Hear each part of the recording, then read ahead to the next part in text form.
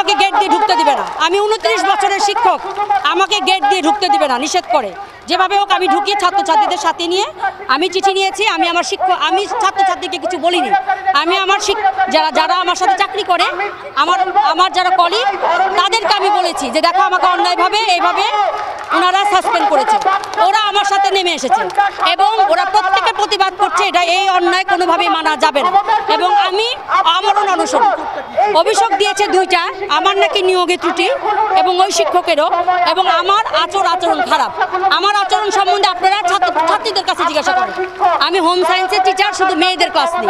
কলেজের মেয়েদের জিজ্ঞাসা করেন, ওরাই আপনাদের বলবে যে আমি কেমন শিক্ষক।